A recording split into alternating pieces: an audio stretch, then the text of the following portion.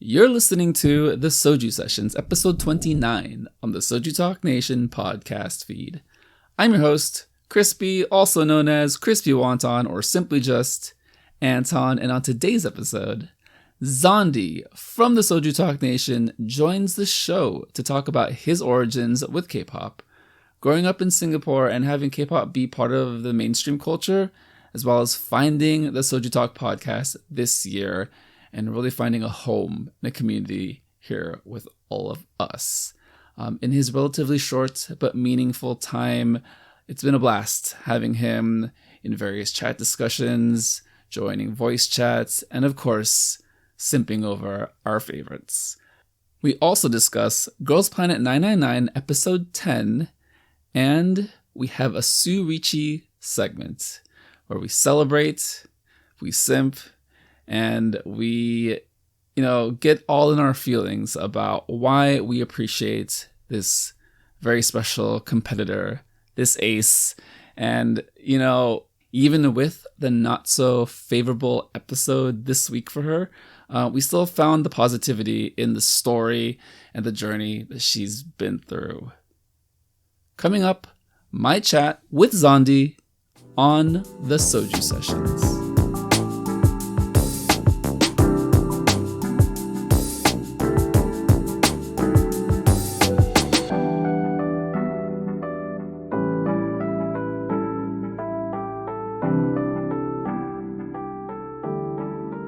Joining Soju Sessions this week, one of the Girls Planet 999 super fans and Su Ruiqi simps, kind of new to the server, but has made a place of just being friendly with everyone and kind of super likable. Welcoming to the show this week is Zondy. Welcome to the show. Hello, thank you. Yeah, man. You are relatively new to the server, but it does feel like we've known you for quite a while just because you're so active. And you seem to vibe in the same way that a lot of us vibe in, specifically simping over various groups, various females. Yes. What's it like? I don't know. I don't know what that's like. You need to guide us and help us out of these holes that we fall into. But it's really nice to have you. And, I'm trying to, reach out to people and get kind of their backstory and really talk to them about K-pop and how they found the server. So let's get your origin stories, Andy. How did you find K-pop, and how has it changed for you over time? Right, so I'm first of all, I'm 20 years old and I used to live in Singapore. And growing up in that part of the world, K-pop kind of filters its way into mainstream media a lot of the time. Say like around the late 2000s, maybe the early 2010s, I kind of would stumble into certain songs, which I'll still remember. Um, in primary school, we'd listen to Wonder Girls' Nobody in assembly and stuff like that. Uh, Obviously, I knew a lot of the older, bigger groups, but it wasn't until maybe 2014, 2015 when it kind of really became mainstream within communities in Singapore to be a K-pop fan. If you weren't a K-pop fan, you were in the minority in a way.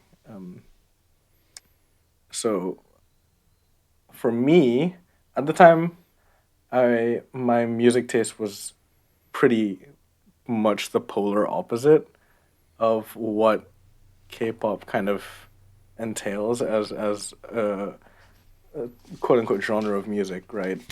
Obviously, it's this very polished, you know, it's like late stage capitalism as a product, right? And I was really into kind of indie stuff. I was really into alternative music. I was like, oh, this is so insincere at first, but I kind of came around on it around that time. I want to say, yeah, 2015, 2016. I think the song that did it for me was Russian Roulette, uh, which really kind of pushed me over the edge, and that only got compounded with early Luna stuff, where I was like, wait, this is kind of great, and I was on and off for a little while around 2018, 2019. I wasn't really that active in K-pop, but obviously, just like a lot of people in the pandemic, I kind of sought comfort in a lot of um, yeah, just a lot of things that obviously would bring you comfort before the pandemic. You would kind of like search for those and be like, oh yeah, this is kind of great. I remember why I like this. And to me, uh, kind of recently, a lot of like for me, a lot of my friends aren't that into K-pop anymore. So I was kind of searching for a space to discuss K-pop, in kind of a way where I'm able to kind of speak my mind without getting too much shit for it. Am I allowed to swear? Yeah, you're good. Okay, okay. Uh, and that was basically really recently, maybe this summer, where I was alone in Manchester because all my flatmates had gone off home and I was working. I was like, I want a space where I can talk about K-pop. And I'd listened to Soju Talk for a few weeks at that point because I want again to hear other people's opinions on how things were. And what kind of pushed me over the edge into joining the Discord was just the way Warren conducts himself on the show, where he's really not afraid to kind of dump on a song if he thinks it's really bad, and the kind of community that would form around somebody who is able to speak like that was the kind of K-pop community I was looking for, because obviously notoriously there's a lot of K-pop communities which will not take shit about their group or are raging fanatics in some ways. Uh, and that was kind of what pulled me in here, and I suffer from constantly being at my computer, which is why I've only been here since maybe I think it was early August, and I have typed many a message. Well, you are definitely a welcome addition to the community and the SojuTalk Nation. What song was it that tipped you over? It That was Red Warren, Velvet Russian. that Oh, that Warren talked about on the show this year. That you're like, yeah. oh, okay, Honest, I think this is my space now. it was a lot of it was Fiesta. I'm not gonna lie, it was Fiesta. I was like, I love this song, and a lot of people seem to really like this song, and this guy hates it. And I'm so okay with it, obviously, because I don't like a lot of songs that people do like, and if I'm able to talk about that in a candid and in a way where I'm not gonna get dogpiled, it's what I'd consider a nice space to be. Yeah, so it's kind of funny that you went all the way back into like the OG songs. I think that was almost 2 years ago now that the Fiesta um, fiasco occurred, and just like everyone lost their mind, and that's why we have the command on the server for Hmm. Remember and Fiesta. So yeah, nice on you for going back and listening to all those episodes, because there's a long history of just like different opinions and things changing from week to week. I also find it interesting that Warren's sentiment has changed over time with the number of songs that he's talked about that way. I think that's a cool evolution, that not only are we experiencing that in real time on Discord, that we're kind of included in their lives and their opinions. And I do feel like it's such a unique place, with respect to like anywhere else on the internet, whether that's Reddit, other Discords, YouTube comments, because there is that mutual understanding and that kind of back and forth, especially with people that now you've become accustomed to talking to online. Um, yeah, the thing you said about kind of a stand-in for like social elements that you're missing. What was the big? Well, let me like circle back to your time in Singapore and the being surrounded by Asian culture and being in an Asian country, and how K-pop was kind of embedded in the mainstream culture. What was that experience like relative to when you moved to the UK, moved to a Western-facing country? Right. Uh, Honestly, it wasn't that harsh of a transition for me. Uh, in terms of other aspects of my life, but in terms of my enjoyment of K-pop, it was kind of a jarring shift when I come back, and really think about it, because, well, the only people who I'd really talk about K-pop to were other people who were from Asia, because that's just kind of the way things are. And Crispy, you and I both know a thing or two about uh, you know Asian diaspora. We read a book about being an Asian living in a Western culture, and that was, to me, it was only one aspect of that, but it wasn't really all that bad. I just kind of had to let it go for a bit. It was really on the back burner. There was like a sense of almost some kind of guilt, like shame towards enjoying K-pop, which still kind of it's somewhat pervasive in my life right now. But I am much less. What's the word I'm thinking of? I don't know. I wear it on my sleeve. I don't really care that much. I enjoy a lot of things. It just happens to be one of them. That book is Crying in H Mart by Michelle Zauner. Japanese Breakfast. Wonderful musician, amazing artist, and thank you for bringing that up because that book probably has changed my life. That's probably one of my favorite things I've ever read. It's Yeah, it's definitely one of my favorite books I've ever read as well. Yeah, and it's really interesting that you bring that up because I think there is that identity conflict that a lot of us have, especially moving between countries, being two different worlds. I don't think I've told you this, but I was born in the Philippines and then I moved to the United States when I was 2 years old. So I'm definitely a child of multiple cultures, right? I am Filipino Chinese, so I have that split with how my family does a lot of traditional Chinese traditions, but culturally we're very Filipino. We have Filipino food everywhere. And then also just growing up in America, like having that push and pull and like kind of that pressure to assimilate and not even understanding what that meant explicitly until I was older, only to kind of realize and celebrate later now that I am older, that it's more about like code switching and finding a way to navigate your environment while also maintaining and celebrating the aspects of yourself, which is our Asian background and heritage. So yeah, did you? I don't know. I think your time in Singapore was really interesting. That you were surrounded by K-pop, and then coming over here, or coming to the UK, and it be kind of a flip for you. Was there any aspects of that transition that reflecting back, that you've grown from, that you feel like you have made more self-aware changes in your life as far as like a positive direction moving forward? I think the biggest thing for me, which I think was just a really big part of me maturing as a person, was just kind of being proud of, and not, well, not enjoying things as a result of social pressure one way or another. Like beforehand, I would say, oh, I don't like, people would say, oh, you only like K-pop because everyone else does. But afterwards, I'm more in a position where, oh, I'm only listening to, I don't know, a certain type of other music because everyone else does. But I don't really think about that anymore, and I am much less shameful about it, and anyway, really, towards friends, towards family. Uh, my Spotify playlists are public, so there is that. I've got K-pop and non-K-pop songs on them, and it's very jarring for most people, except me, because you know, I'm a man of many cultures.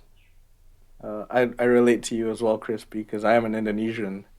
I moved to Singapore when I was 4 years old, and then I did like the second thing, moving into the UK, and I had to learn what it's like to be, who I am, to navigate my own identity and all this jazz about, I'm over that. I've grown from it. I've learned about it.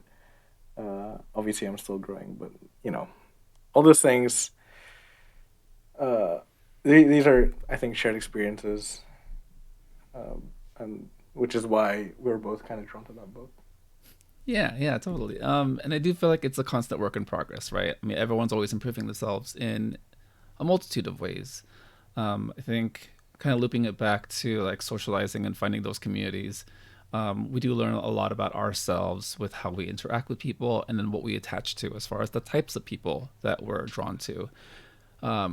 Then that kind of brings us back into Soju Talk. You said you found the podcast earlier this year, but take me through it. What was the first episode that you remember listening to that really caught your attention? And tell me more about like your experience hearing Warren being a bit of a contrarian, and then Warren, Doug and Anita, kind of steering the ship occasionally with kind of their more um, light-hearted takes on music. Yeah. So the first thing I do when I listen to a show like Soju Talk is I seek out kind of end of the year list episodes, any kind of music thing. I kind of look for that, and it's just a way for me to gauge what people's tastes are are like, what the kind of music that they would lean towards showing. So the first one that I remember seeing, and this was actually making me remember or realize how late on to the show I kind of caught on to it, is uh, the the halfway point of the year where they did the best songs of the year so far. And yeah, I feel like that was definitely the first episode I remember listening to. And I am the kind of person who kind of likes to dig deep into things, and I would go back. Obviously, there were these memes about Warren and Fiesta, and obviously other songs, Dreamcatcher Odd Eye, where he seemed to not enjoy them as much as others. And Doug and Anita would, like you say, be more lighthearted with their takes, less scorching hot. Uh, and I don't know, it's a nice dynamic to have. It's a bit strange having two straight men and one wacky guy. Uh, that's not normally how comedy troupes work, but I enjoy it. It's a really nice dynamic that they have on the show, and uh, yeah, What is it about their chemistry that draws you in? I just think it feels a lot of the time like me and my friends shooting the shit about a particular new release. Uh, it's not too structured, but it's structured enough where I'm not like, it doesn't feel like I'm just listening in on somebody put a mic inside a K-pop enjoyer's house, and they're just talking on and on about stuff, and it doesn't make any sense. Uh, it's just kind of like a happy medium for me. I don't really think too hard. I just kind of enjoy it. You know what I mean? I just like the chemistry on the show is great, uh, but not for any it just strikes a happy medium for me. I don't know. I'm kind of rambling. No, no, you're fine. I mean, it's the show's very well organized. I think that for me is like one of the top reasons why I found the podcast and then continued to listen. And it wasn't until later until I started to feel I was more connected with them and how they played off of each other. That also like played into being on the server and actually talking to them, because I think that was like one of the big surprises for me when I joined the server, was that Doug, Warren, and Anita are actually kind of active, and if you Mm. have something to say, they might pop up and might be around. I think Doug has been very active over the past year, which is really cool. We've gotten to know him all online, offline. Well, offline in the sense of not on the podcast, but online on the server. And I think that's another element to why me personally, I feel very brought in to their conversation. Um, the video that you mentioned, the best songs of the year so far, do you remember what songs were on that video? And do you have a favorite? Or do you have a disagreement with anything that they mentioned on the show?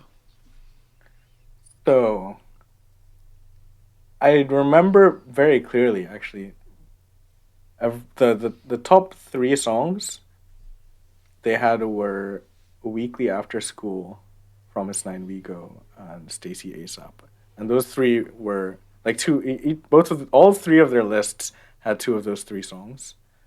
Uh, and I remember a certain mention of Warren's dislike for Seunghee's part in the chorus of Dun Dun Dance, where she goes hi, uh, which is funny because I really love that part. I think it's hilarious. Uh, and I also remember uh, the fact that none of them put Uju Sonyo's Unnatural in their lists, which really disappointed me because that's my favorite song of the year. Yeah, you feel invested, right? Or it's like you know, listen to all these songs throughout the year and you want your song to be represented. You want your song to be at least mentioned. I am a big simp for Oh My Girl, so I appreciated that at least we got looped in with that grouping of We Go, Dun Dun Dance, and Ring Ring by Rocket Punch, with that retro vibe at the beginning of summer. Mm-hmm. Um, Warren, you know, all I can say is that Sunghee's part is super cheese, and you like cheese, Warren. So just accept it that it exists, I love She's. and it's great. But yeah, Warren is not one for the drama in the vocals and the arrangements. But you know, I accept that with Warren. Another part of the conversation that I remember was Stacy, and Mm. the crew really loves Stacy, but there is a push and pull of like comparing Stacy and Weekly, and I think both of them are equally great in their own way. They both do very different music, so it's not like you can do a one-to-one comparison with like a Girl Crush and Girl Crush. They both do high teen in very different ways, and it's kind of cool looking back now that Stacy has another song that is very different from ASAP. But to me, it's like it pops off just as much. So I love all the Stacy attention this year, Yeah, definitely. my Stacy hot take is that I enjoy Stereotype more than his album. Oh, Yeah. you know, not too much of a hot take ish, just because I love them both, and I've been listening to Stereotype far more than ASAP recently because it's more recent, Hmm. and I love the way that entire mini album flows with the song Hmm. choices. So yeah, dude, yeah, It's a Stacey, great mini. it's they're I this is gonna turn into a Stacy episode again. I've done like four of these already. All I can say is the way that their music has evolved since they debuted last year. From like you get a taste of what they kind of bring with a little bit of retro, with a little bit of high energy, and then you get like the catchy TikTok song in the middle of this year, Hmm. and then you go into the fall with like going back to school vibes. You know, feeling very sentimental about the past and all wrapped up with this like very cool like new take on, to me this is 90s retro. Like this is how I Mm. describe it: 90s early 2000s retro. So I think they're ahead, but they're also doing Yeah. it in a very unique, like almost hip-hop kind of way. Sorry, that was like 2 minutes of me talking, I apologize. um No, you're great. with regard to the community and, you know, being brought in, are there any favorite moments you have with, you know, people and, you know, people you've come across? Are there any particular members that you feel like you talk to most frequently? Yeah, I'm somewhat of a bot channel enthusiast. I spend a lot of time in the bot channel. And most of my time, to be honest, talking to people on the server is mostly just with Biff in the bot channel and simping over various people. Which, I mean, can you blame me? Uh, and yeah, in terms of a particular moment, I can't really speak to any that pop out in my head. It's just I thoroughly have enjoyed being, slowly being brought in as part of it's like a member of this server. I feel like some people have told me it doesn't feel like I've only been here for like 2 months now, which is fair. I do post a lot. It's I'm addicted to my computer. There's nothing wrong with that, you know. But yeah, I'm trying to think of a moment that pops out in my head, but none really comes to mind. I only joined the voice chat for the first time like a couple days ago. That was really nice. It's nice actually talking to people. Yeah, Uh, the server is just generally very inclusive in a number of ways, whether that's various channels or voice chat. I think that's kind of one of the most unique parts about the server is that people are active in the voice chat in a way where we act like we know each other, kind of thing, in the best ways, right? Where we're very comfortable with each other. If people, new people, enter, we try to bring them in. And just experience from like other servers, sometimes it does feel a little bit disconnected, where you're just a disembodied voice and you're trying to talk over each other very awkwardly, and then you don't really know these people too well, and then everyone, people just leave without like notice. And I think it plays into kind of what you said earlier about finding a space that's very inclusive, that's different from everywhere else. Getting flamed on the internet is very real possibility if you have any kind of opinion on anything.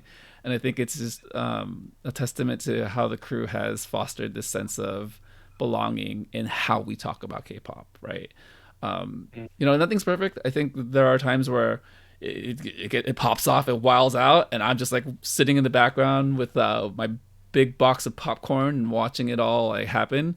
But I think ultimately it settles down to kind of an understanding that we're kind of just here for fun, and people are really understanding in that sense. Yeah, right. Good. Oh no, sorry. I was just gonna continue rambling about Soju Talk. Yeah, go ahead. The vibe of the voice chat really reminds me of what TeamSpeak used to be like in like the early 2010s, where I would just kind of hop in. I grew up on the internet, as you can see, and as a 13-year-old joining an online community, you have to find the right one so you don't, become, God forbid, bad things happen to you. And it really does remind me of like this similar way of certain communities I grew up with, in terms of how inclusive it is, how the voice chat flows. But yeah, no, continue. Change the topic, No, please. We've been on no, this. you're fine. Well, the kind of an aside. So Shinboy was on a few weeks ago, and he talked about TeamSpeak, and he talked about the early days of the internet and trying to find like a way to voice call people while playing Guild Wars. It's just Hmm. funny that you brought that up because I feel like everyone does have a similar origin of just wanting to find a connection, a community on the internet. Whether it was like the rudimentary days of like, I can say this, I'm old as fuck, AOL chat, ASL, what's your ASL? To like Facebook Messenger, to the various number of messaging services that have evolved over time. And now with like voice chat here, I think it's gotten to a place where it's very much needed during the pandemic, during a time where everyone was so separated. Yeah, no, well, let's get into it. Let's get into one of the main meat of the conversation today, the main topic of it all. We have Girls Planet 999, episode 10, aired last week on Friday. We had the four major performances. We also got a fan meet at the very beginning of the episode. A lot of very wholesome and cute moments. The MCs were Wenja, Yeso, and Mashiro. I love them all. Excellent host. Yeso is just continuing to impress me as far as her relatability and her I don't know, her stage presence, and just like, I don't know, it feels like she's been in the business for like 30 years, and yet she's 18, 17 or 18, however old they mentioned on She's the show. 16, Crispy. What? She's 17 Korean age. She's 16. That's where I Can always you get believe messed up. Because that? I never look at like the year. I just like, if I hear it on the show or I see like in text, oh, she's 17. It's like, is that Korean age or is that when she was born? So Yeah, she's a 2005 kid. She's an actual child. so that is more All the more amazing. impressive. Yeah. Yes, more amazing in what she's able to do so far. And she's already debuted, right, with Busters. So Yeah. man, this girl is just super talented. But yes, let me throw it to you. What were your favorite moments of the fan meet, and was there anything that really made you ooh about the wholesomeness of it all? Ah, yes, the fan meet. Mnet's way of making you love them more just before they tear them away from you. All of those moments uh, reminded me why I don't like the fact that Girls Planet is an hour and 40 minutes each week when it could easily be 2.5 hours like Produce was. Uh, I think getting rehashes of the old performances was really, really sweet. I think the biggest moment for me was when they just got Bora to do the high note in my C, and she just whacked it effortlessly and made me really upset about the way that she was shoved into a rap role. Uh, I think just seeing the ways that um, the various relationships between the contestants really comes up, because obviously they've become really really close at this point. It makes me extremely happy. Like I'm just like this is a great time. I'm enjoying this show. This is why I watch this. On top of everything else. Yeah, it really highlights the appeal of reality shows like this, right? Where you do get the humanizing factor and you do get like these moments where I mean they lead up into it where they're making gifts for the audience members and then like figuring out like the show rundown and like what they're gonna do and how they're gonna perform and everything. Like all this in like celebration with each other, right? Where like throughout the entirety of the series, it's edited in a way where there's like so much conflict between members and competitors. Ultimately, they're on stage together, and it's like they all love each other. They've spent like months together at this point in a dorm, and I'm sure there were plenty of opportunities for them to socialize and like to really connect and be real people. Um, the My C high note, man, like they cut to a couple of the car cameras with the fans just like crying and goosebumps, and I felt it the same, and I wish I was there, and I don't even know my brain. Um, the performance that kind of like surprised everyone, I think in the best way, was Helicopter. Um, Oh yeah.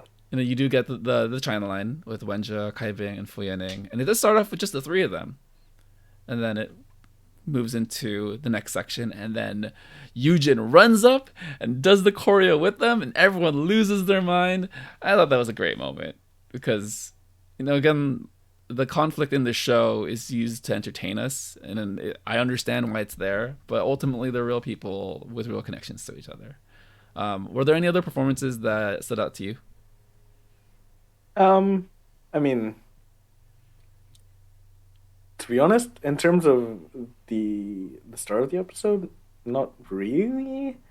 I was mostly just away from like rehashing performances. Obviously, is not going to be as good as the original, where they're made maked up and the stage is set and they've got all their styling done and it's a big thing. It's mostly just a cute way to rehash those emotions that you'd felt earlier in the season, which I'm definitely here for. I just didn't really think it was a massive part of the episode, in terms of the wow factor, which definitely did come later on. Yeah, it was very low stakes. They're just there. They weren't really paying too much attention to all the details of the performance, but they were kind of giving us a peek behind the curtain of like how certain things happened. I think Shauna calling out Hikaru for texting her that she made mistakes during performance was really cute. Mm. One, because I think Shauna's just a really good sport about everything, and then two, it makes sense that Hikaru is just like super on top of it. It's like, hey, that's wrong. It's like I taught you well, but then also having a good laugh about it on stage with everyone. So that was cute.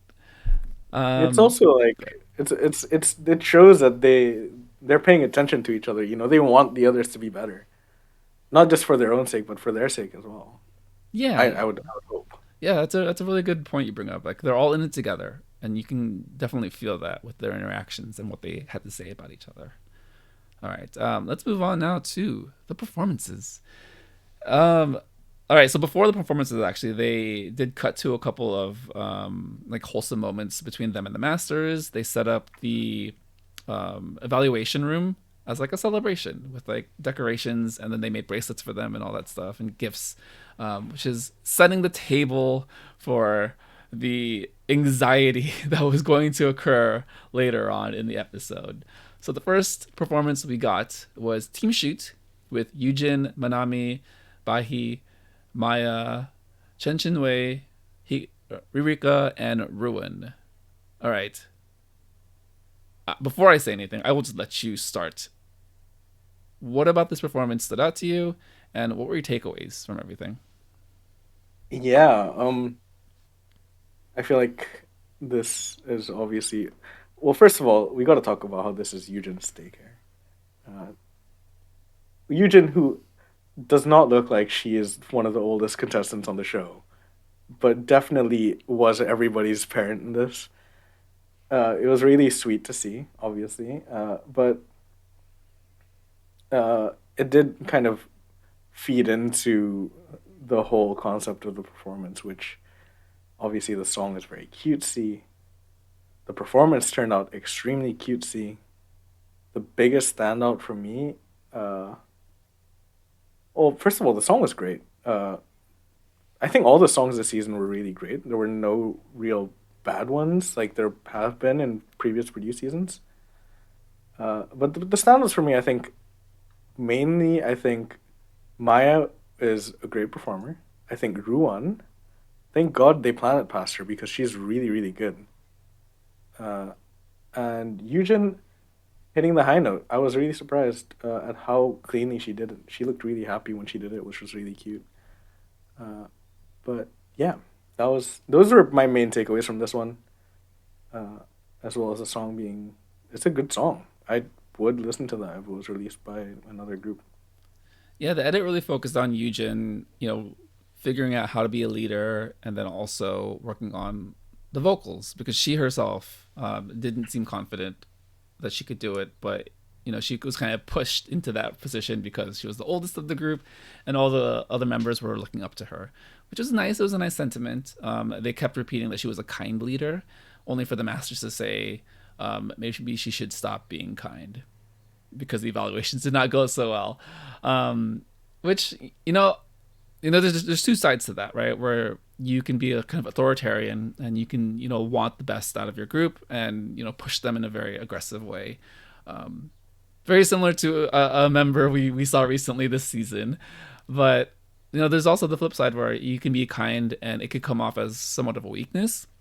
But ultimately, if you gain that trust and respect of your members this way, that they'll pull through for you. And I feel like that's what happened with the younger members. They all showed up. They all realized they needed to work twice as hard just to for the team to do well, but also to kind of like push Yujin in the success that she is trying to get them into, right? With regard to the song, very fun. It's got the retro, like super bubblegum ishness of it. They're in a skating rink is the theme of the stage, roller skating rink. And yeah, I think it was just very brightly colored and just very happy. And like you said, I think Yujin, she's in her mid-20s, 25, I think. It does not look like it at all. It kind of fits in perfectly with all the kids, but her experience definitely shows as far as organizing everyone and getting everyone to perform as well as they did. Any closing thoughts on this stage and performance? No, few words on Jining Bahie. She on stage looks really funny because she never seems to. I don't know. I feel like she's never really immersed in the performance and her expressions. I think we've talked a lot about her expressions. I'm not really a fan of her expressions. I think most of the time she looks like a deer in the headlights. And she's doing the same little smile. Sorry for shitting on Hyuning Bahie, but it had to be done. She's a point of contention in a number of ways. Definitely, none of which are personal, and yet they get personal.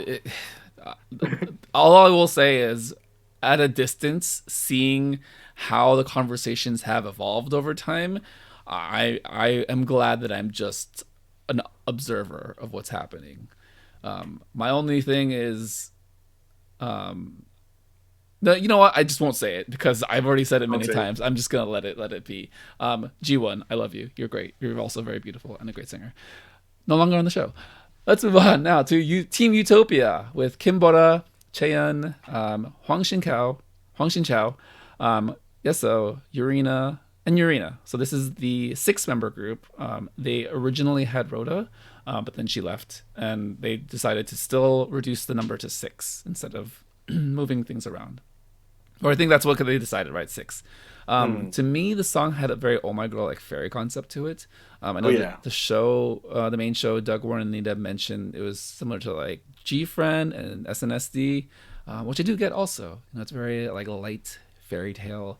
Um, the the edits leading up to it was all about like Bora being a great leader again, and then seeing kind of the disparity in the more experienced girls picking up the choreo right away, picking up the song right away, but then Huang Xin Huang Xin Chao, really struggling. What did you think about the focus on her not really picking up the song too well, contrasted with Bora like doing everything she can to like try to lift her up? I think I think it's a shame that she clearly is not as experienced as the rest of the group. In the build up, it really did shine through that she's not a great dancer, and as a result, I probably wouldn't make the group as a result. Uh,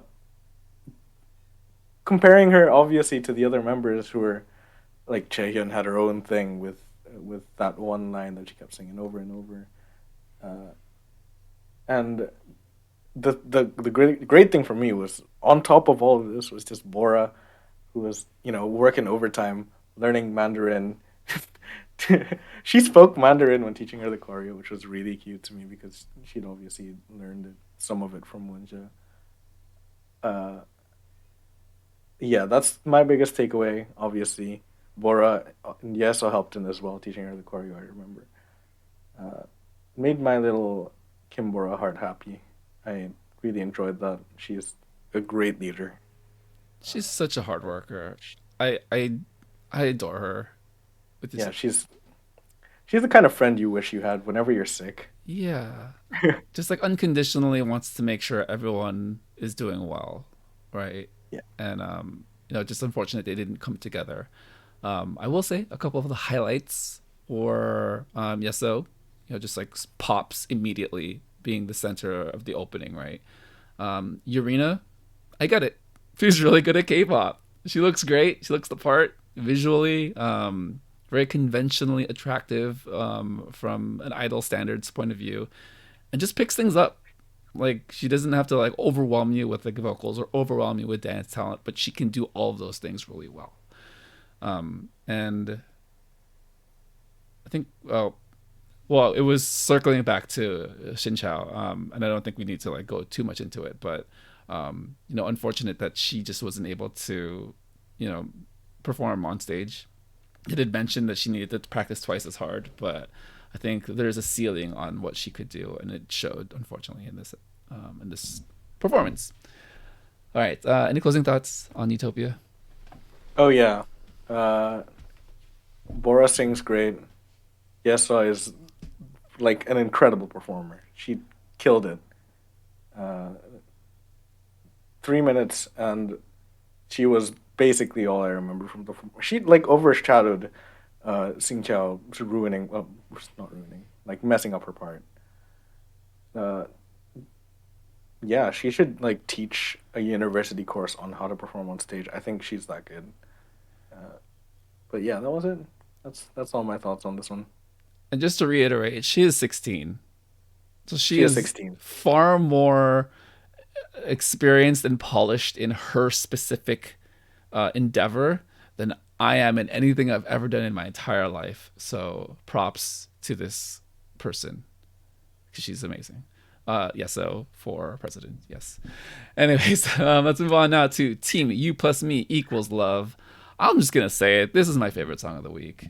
That's my favorite song of the week too. I'm a sucker for like housey tracks. I think it does have a little bit of an Eyes One feel to it, and I think this is the way it all came together with Mashiro, Mei, Kotane, um, Jinyu. Did I pronounce that correctly?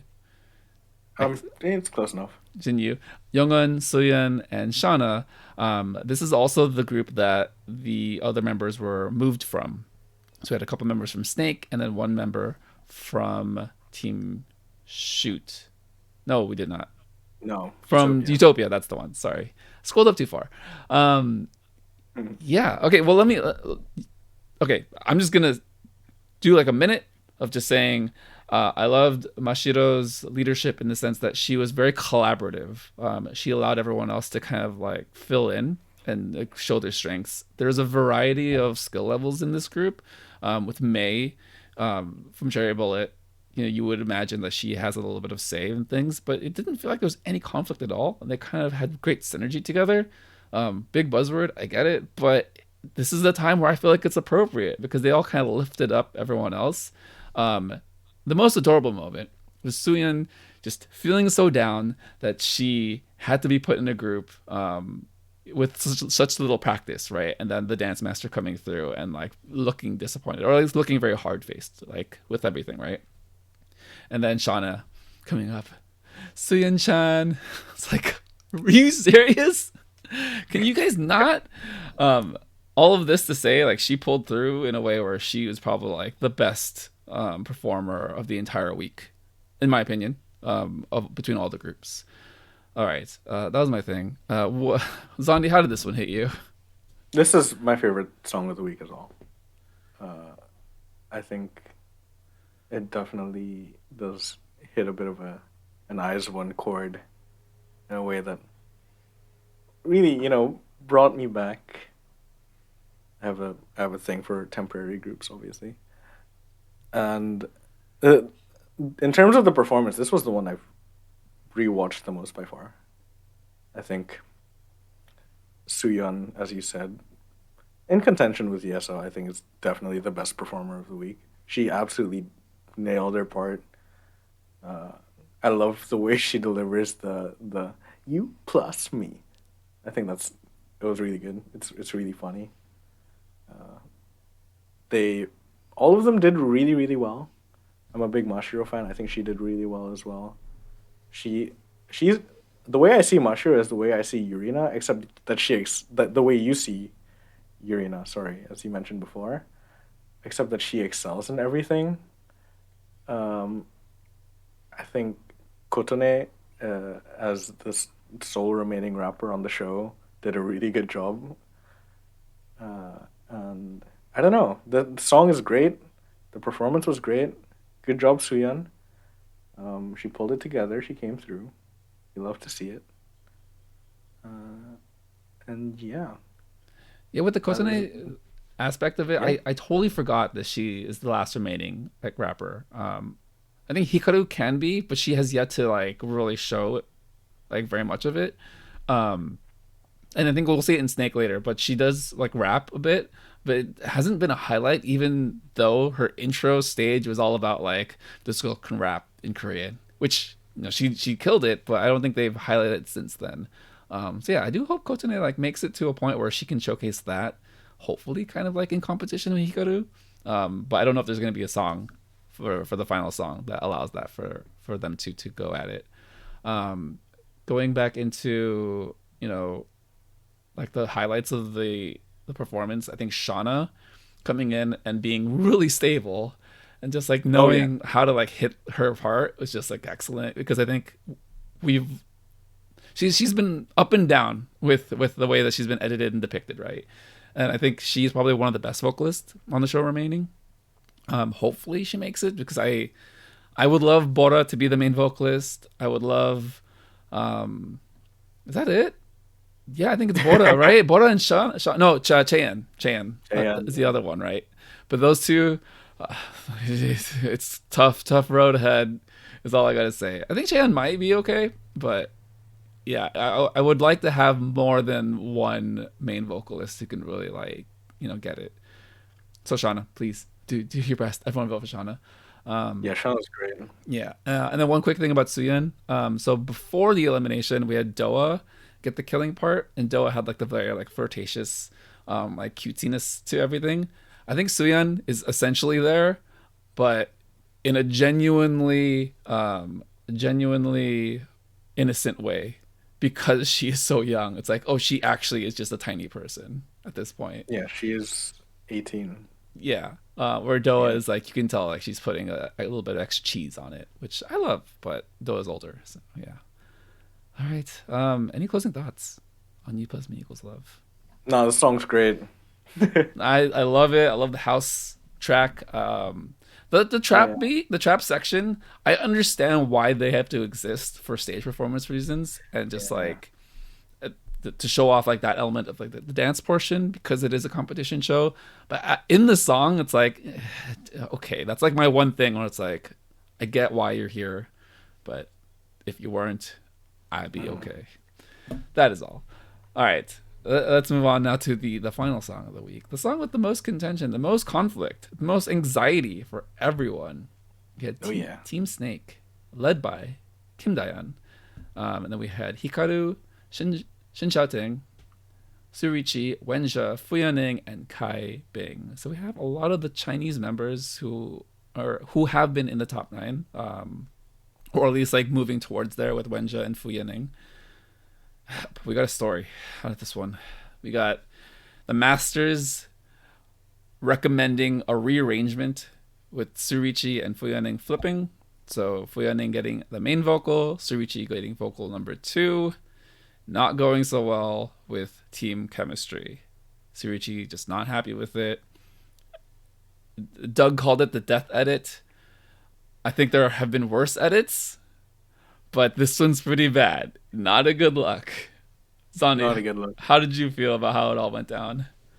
Not a good look for our girl Crispy.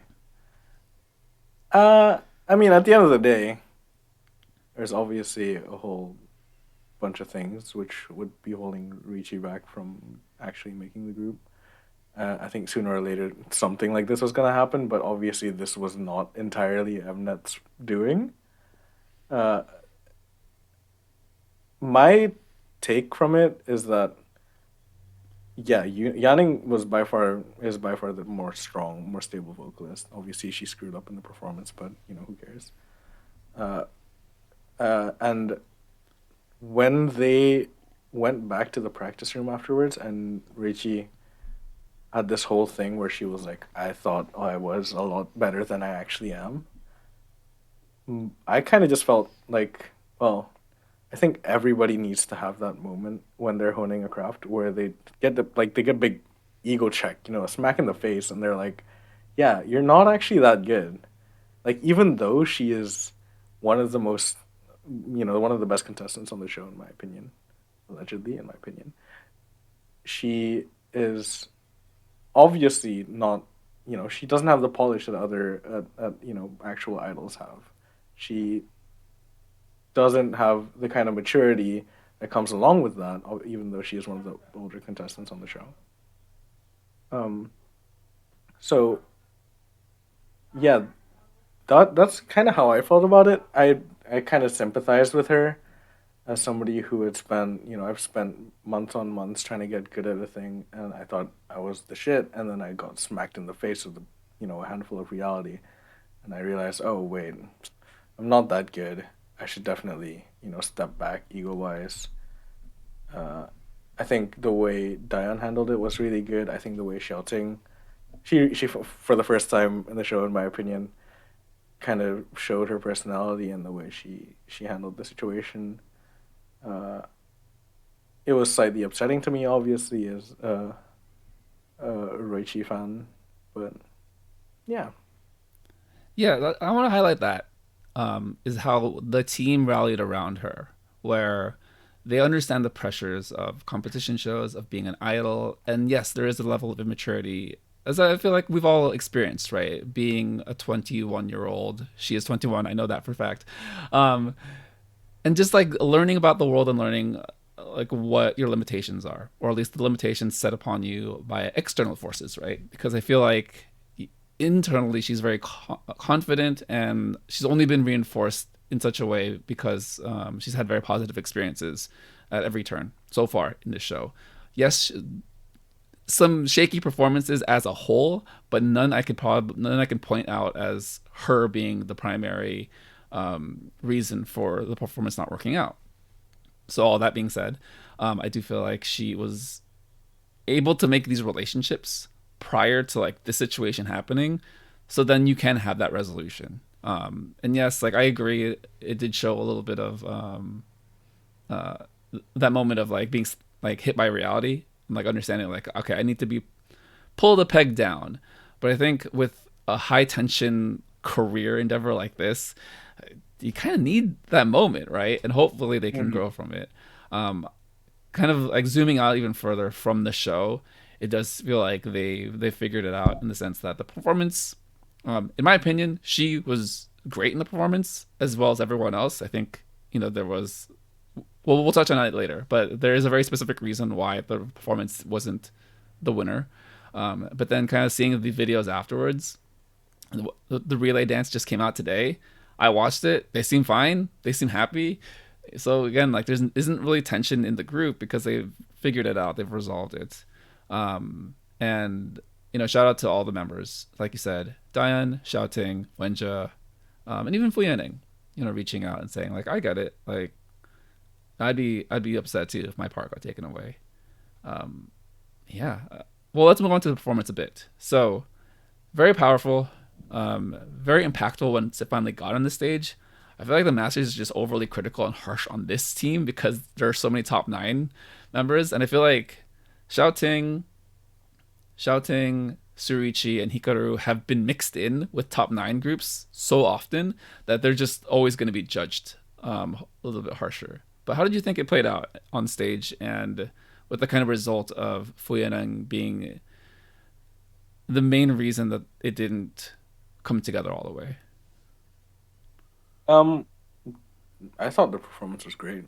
I think when somebody misses a high note and it's the reason, it's like, one step away from a performance being really, really good. I think people sometimes tend to dogpile on them a little too hard. It's hard to perform in front of a crowd. Well, obviously they're not in front of a crowd, but it's hard to sing. And remember to breathe in the right spots. Obviously, in the past with Jung Hyun, it's really, really hard. I've done it in the past. I screwed up. I remember it was one of the worst moments of my life. But I think the way these shows tend to kind of make that a really big thing, as we've seen obviously in the past. Produce 48, Jung Yuri, rest in peace. Fly, fly, fly, fly, fly. The way these shows kind of have a tendency to make those a really big thing, I think, makes it out as though they didn't just learn the performance in a week. Obviously, they're meant to be really, really strong contestants, but I don't think it's that big a deal. I think Fu Yanang is a great vocalist. I think she could be the main vocalist of the group. And obviously her songs are rising. Hopefully this doesn't ruin them too much. Because the performance was great. I think aside from that, it was just full of, moment after moment where you're like, oh, whoa. Oh, shouting, whoa. What was that? Hikaru, whoa. And yeah, good performance. I don't know. I didn't care that much. It's not my prerogative to worry about when people miss high notes. Yeah, with shows like this, like you mentioned, with Produce and just any reality competition show, they have to somehow create drama in as many moments as possible to keep the audience engaged. So in this case, the point of emphasis during the performance itself was no longer Su Ruiqi because she got it together. She wasn't the one that it could have been a very easy story where it's like Su Ruiqi had a bad attitude, they rallied around her, but then she still performed poorly. Where it's like, oh, we got to find another point of emphasis, so let's put it all on Fu Yanning, which there have been other performances this season where the the high note was not hit, and yet that was not as much of a story emphasis as it was here. It was very much just like she just didn't make it. She just didn't have it like from the beginning. She didn't have it during rehearsals. Okay, I get all that, but again, like it just.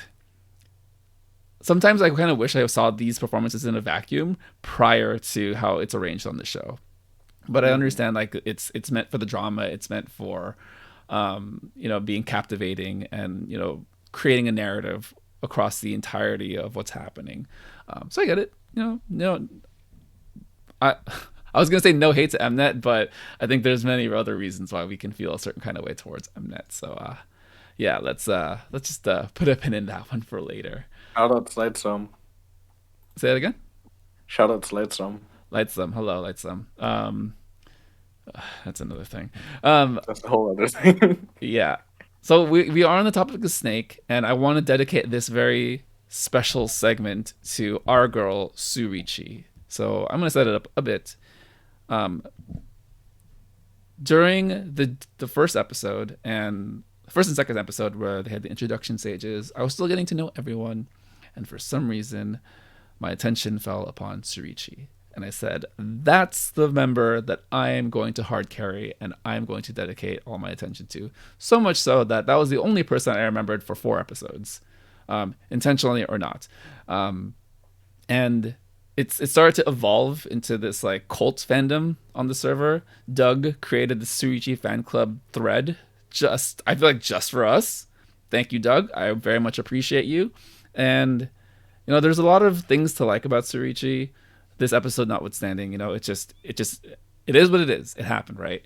But I do feel like there are still qualities about her that were shown through with kind of this like story that happened that I still relate to as things that are positive. And it kind of goes into like why shows like this appeal to me. And yes, like it's a competition show. Yes, there's going to be like really iffy things that happen, but ultimately it's kind of the stories that are genuine to these individuals. I think a really good example, not to diverge too much, is the Wow Thing group. How we had Doa, Hedem, Sunwoo, and Dayan, all very experienced, at least idols and performers. 2 of them have debuted. And kind of this idea of, this hopefully being the last time they have to do it, the last time they have to audition, and at least letting it be a launching point. And going into like Su Ruiqi's background and history, her being on Chuang last year, and then her talking about like, oh, hopefully this will be the last time I have to audition, really, really captured something in me. Before I ramble on too much, Zondy, what were some of the qualities of Su Ruiqi that, drew you in, that made you want to connect with her as being kind of your ult for the show? I think the big thing for me, the moment that won her over for me, was when she had that little real recognized real moment where she was like, "Oh, did you expect what ranking did you expect?" And she was like, "number 2, because shouting is very good." And I was like, "You know what? You're pretty good. I like that. That's good." Obviously that is in contrast with what happened this episode, but I think, yeah, that was a big moment. And obviously, the snapping performance, I think snapping is a great song choice for her. And she really killed it. I think she's a really good dancer. She's a decent enough singer. I think if given enough time, she could have done the main vocal part in Snake fine. But obviously that turned out differently. And, aside from that, I think blue hair is really cool. Yeah, that's about it. Mostly the blue hair, really. Blue hair is simp. Um, Before I kind of go into like my attachment to Su Ruiqi, what are the qualities or characteristics that you've seen so far on this show that are most relatable for you? I think in general, being stuck in a spot with less than 100 other people is an extremely unique experience, and I've had somewhat of a similar experience in the past. And the kind of connections you form is really unlike anything else. I think this show and other similar shows, that's a lot of why I am now more appealing. Like, they're more appealing to me is because I see a lot of what I had experienced in the past, living in a small place with very few people. It's a kind of bonding experience you don't really have in other ways. And obviously, I'm a sucker for performance. Yeah. It, yeah. I think that's good. Yeah, no, you bring up a really nice point about forming connections and being in a confined space with so many people, right? Especially in a high pressure situation like a competition show. The footage that we did get for Su Ruiqi, I think that was kind of the main reason why I connected with her. In addition to her introduction stage, right? She did snapping. We all love Chungha. I thought she did excellent. I thought she sang really well with the song. But then kind of them cutting to how the other members responded to her, right? Where they thought she was cool, but then they showed reasons why, right? During the practice sessions, she would, reach out to people and actually form friendships. She was a soloist to start, but she was very recognizable because of her time on Chuang. But she was very open to wanting to form those connections and help, other groups. There wasn't. So I actually went back and rewatched the second episode section with Su Ruiqi, and she was going through other choreography with other groups, and I was like, that's pretty cool, And we've said this multiple times today, but I think it still stands to reason that some of this stuff is contrived through Mnet just because they have all the footage, they can weave whatever narrative they want.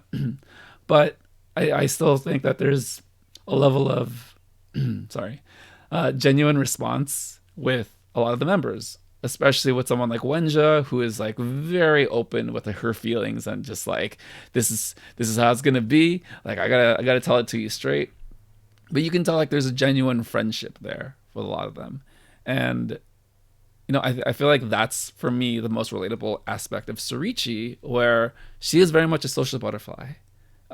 She can do so many great things on her own, but she also knows that she can bring other people in with her and go on the journey together. Wolf said it on his episode of Soju Sessions, where your bias is someone who you kind of project yourself into, the person that you see very similar characteristics of who you are as a person and also kind of what you aspire to be. Again, not to say that I'm aspiring to be Su Ruiqi and this amazing dancer and person, but I would like to hope that I can work towards this idea of being a mindful, sociable person, right? I myself personally am very introverted. It doesn't show, but I'm a very sociable introvert, like socially competent, where it's like I'm very good at like wanting to connect with people, and I feel like Su Ruiqi does that on the show, and is reflected through how other members have reacted to her and responded. So that's kind of the main reason why I have followed her, and she is my ult for everything. So, sending her good vibes, all the positivity in the world to hopefully get to the finale at the very least. And definitely will be following along with all of her success in the future, whether it's with the Girls Planet 999 group or on her own, because supremely talented, supremely hard worker, and just overall great person to be around. Again, this episode notwithstanding. So, all right, that was our Su Ruiqi bit. Do you have any final closing thoughts on Su Ruiqi before we kind of like move on to the future of Girls Planet 999? No, I think she's good. I think I don't know, she's a great performer. Yeah. That's my whole thing. I love people who can perform well. Yeah. Definitely catches your eye, right? Definitely. She sticks out, obviously blue hair. A lot of what this show gives in the future is people to look out for in future groups, one way or another. Hopefully, I don't know. Hopefully things go well for her because, obviously I'm a big fan. I think there's a lot for her in the future, whether it's in this group or elsewhere. I think I don't know. I think she can make a name for herself, and I hope she does because she is a great performer and a great singer and a great dancer. And yeah. Yeah, no, well said. Well said. She definitely captures so much of the strengths of what it takes to be an idol, right? And it's really cool that we get to see her in this journey in the context of a Korean idol show, because I think prior to this, so I don't watch very much like Korean Chinese entertainment, so I totally missed Chuang, but now I'm going back to rewatch her stages and performances. She's good. She can sing, rap, and dance. She does it all. She is truly an ace. So hopefully she gets to elevate that in her next endeavor. All right. So Girls Planet 999 episode 10 wrapped up. We had You Plus Me Equals Love, 7 love minutes as the winner. That's an amazing group name, by the way. It's very difficult to say. It's not natural, but it makes sense. So Well, the song's only 3 minutes, so I don't know. Ooh, But good call. I got it down. Yeah. Yeah. All right. Fine. You win. You win. You get this one. All right. We're going into eliminations. Things are getting very tense. I think I saw that the eliminations were filmed earlier this week. There is a mega spoiler section on the server. I have it muted. I do not participate in such things because I want to feel the pain in the moment of it actually airing, or at least being streamed later. So yes. All right. So Zondy, who are your top three? Who do you hope will make it, and who do you? Well, it's a two-part question. So who's the top three that you hope will make it into the next round, and who's the top three that you feel are locks for the next round? Yeah, I, I've been, I'm a bet hedger. I'm a serial bet hedger. I always hedge my bets. I, as much as I have been voting for Bora every day and Suyeon with the benefit, I do not think either is making it. So I'm putting everything in Mashiro and Yesa, and I don't know, someone else can join in as well. Shana, sure, those three are gonna make it, and I think those three are gonna make it to the next round as well. I think Reichi obviously will make it to the next round. I want her to go through. I feel like the question kind of excluded her implicitly. Uh, yeah, Yesa and Mashiro are I think my top two at this point. If Bora doesn't make it to the next round, which I hope she does, because I would love to see more of her. Nice. So my hopes. So these are the ones like I just please make it to the finale. Like even if you don't make the group, just make it to the finale. Su Ruiqi, of course. Shauna, because I really like her voice. I think she's great.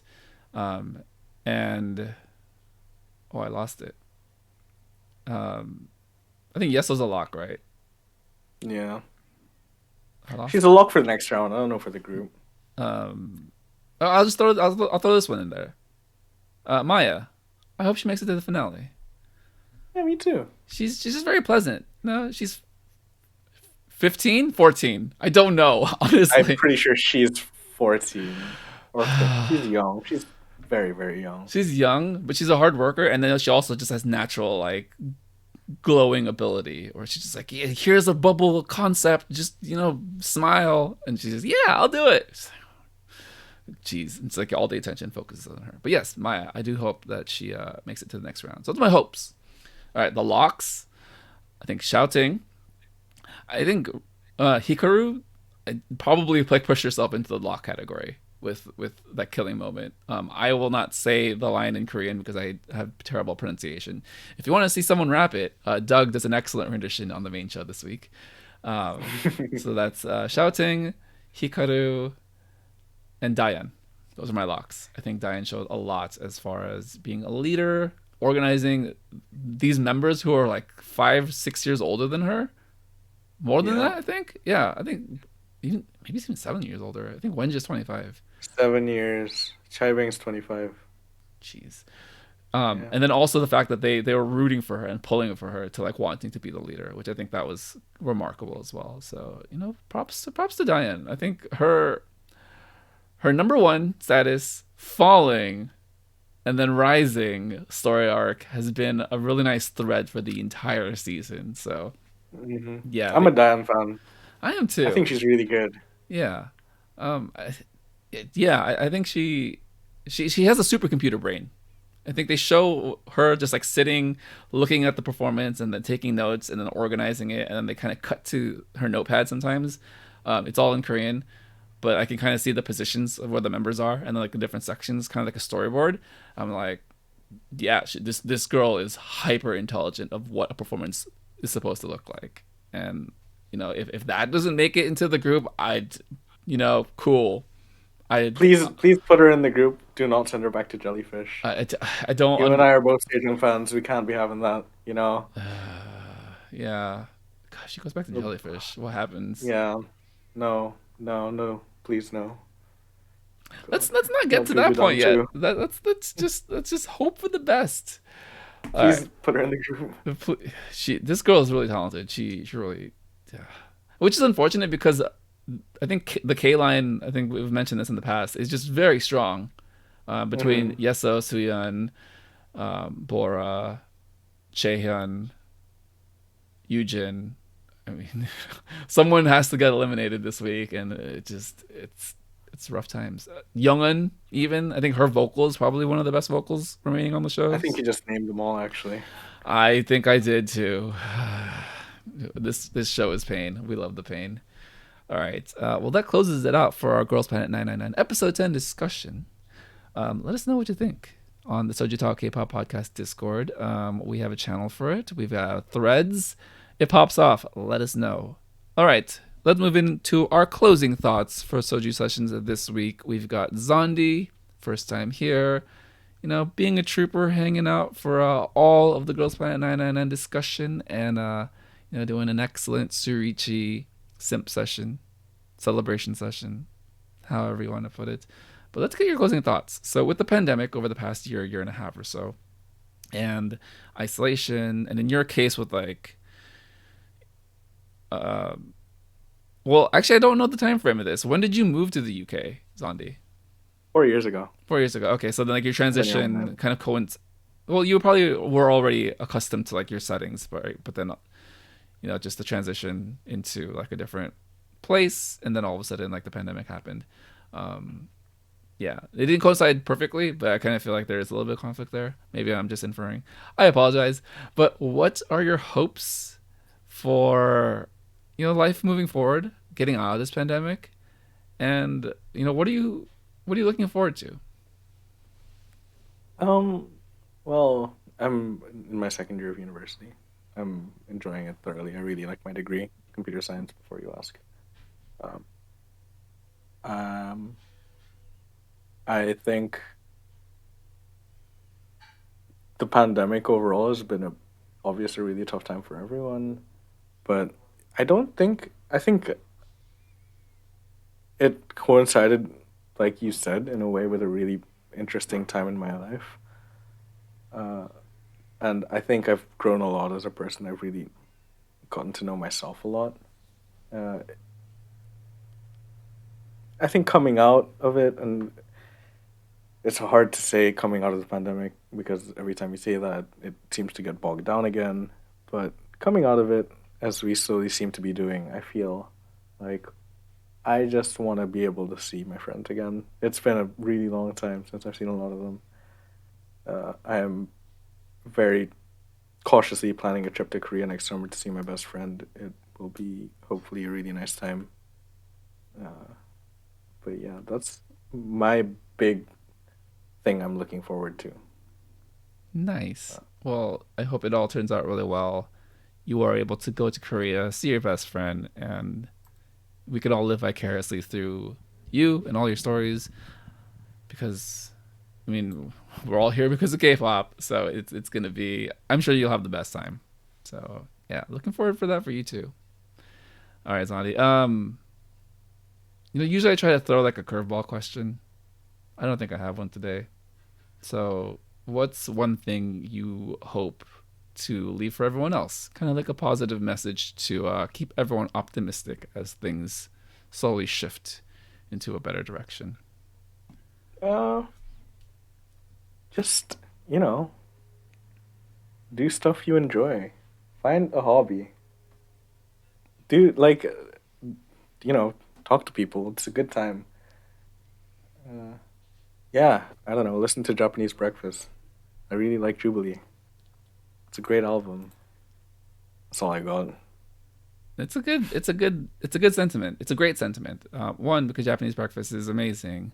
The most emotional depth I've felt in any experience in so long because of her.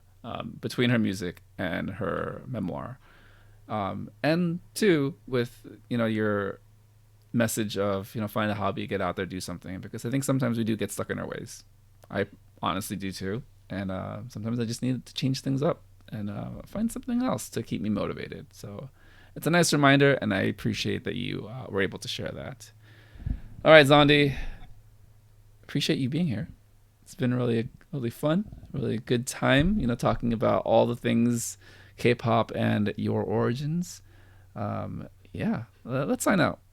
Thank you everyone for listening to the Soju Sessions on the SojuTalk Nation K-pop podcast feed. Subscribe on YouTube, follow on Spotify or your preferred podcast platform, and continue the conversation on the SojuTalk K-pop podcast Discord. For Zondy, I'm Crispy, and this has been the Soju Sessions.